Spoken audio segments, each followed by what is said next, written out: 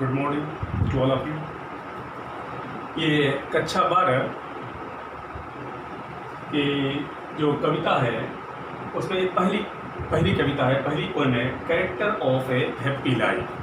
Sir Henry Wotton ने इसको compose किया है।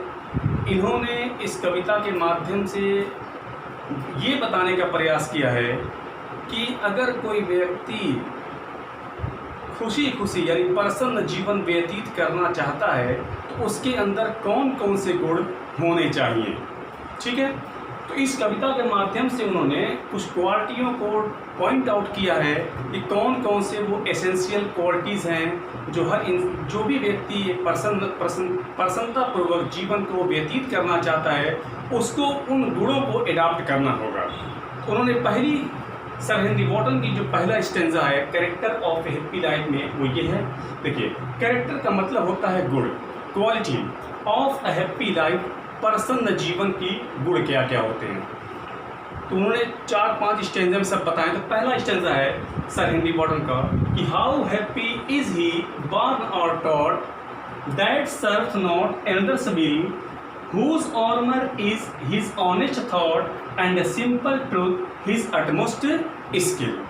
अब देखिए इसमें कह रहा है ये कि हाउ हैप्पी इज ही, वह हाउ हैप्पी कितना खुश, इज होता है, इज का मतलब होता है, बी की फर्स्ट फॉर्म है, बी मीन्स होना। हाउ हैप्पी इज कितना खुश होता है, ही वह का मतलब वह व्यक्ति या वो इंसान कितना खुश होता है, बॉर्न जन्म से ही, और टॉट या शिक्षा ग्रहण करने के उपरांत यानी आफ्टर गेटिंग एजुकेशन। कुछ लोग रॉयल फैमिली में पैदा होते हैं वो है कि, और कुछ लोग शिक्षा ग्रहण करने के उपरांत इस योग्य हो जाते हैं कि उनके अंदर ऐसी एबिलिटी आ जाती है।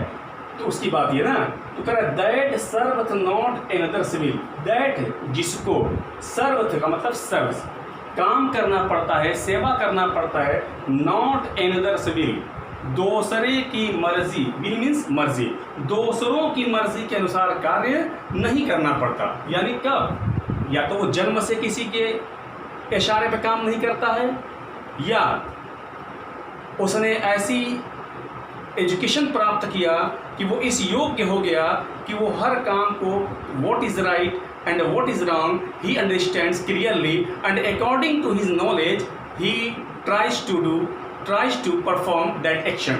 यानी वो हर काम को अपनी बुद्धि से, शिक्षा जब ग्रहण कर लिया तो अपनी बुद्धि के माध्यम से उस काम को करने की वो कोशिश करता है। यानी वो किसी का गुलाम नहीं होता है, किसी भी काम को करने के लिए वो किसी का गुलाम नहीं होता है, वो अपनी मर्जी का मालिक होता है। he is the master of his desire, he does not work any works according to others desire, according to others will। और कह रहा है अगले लाइन देखिए, whose armor, आर्मर मतलब रक्षा कवच, प्रोटेक्टिव लेयर, सेफ्टी कवच। whose armor यानी प्रसन्न व्यक्ति वो होता है, whose armor, whose जिसके रक्षा कवच, is होते हैं his honest thought यानी जो उसका ईमानदारी का जो सच्चा विचार है, यानी सच्चे विचार ही उसके रक्षा कवच होते हैं। मतलब क्या कहने का, कवि ये कहना चाहता है कि जो पर्सन जिसके विचार सच्चे होते हैं उसकी किसी से दुश्मनी नहीं होती है। he has no ill will for anyone।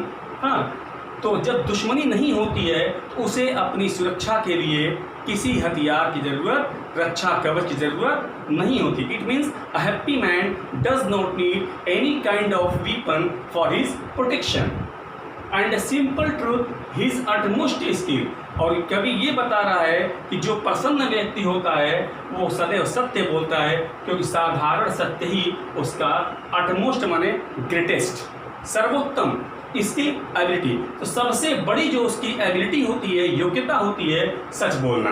यानी वो झूठ बोलता ही नहीं है, सच ही उसका सबसे बड़ी योग्यता होती है। अर्थात पहले स्टेंजा में कवि ने ये बता दिया कि जो भी व्यक्ति प्रसन्न रहना चाहता है, पहली बात कि वो दूसरों के मर्जी के अनुसार कार्य न करे और वो हमेशा सच बोले और उसके विचार सच्चे हों। It means clear.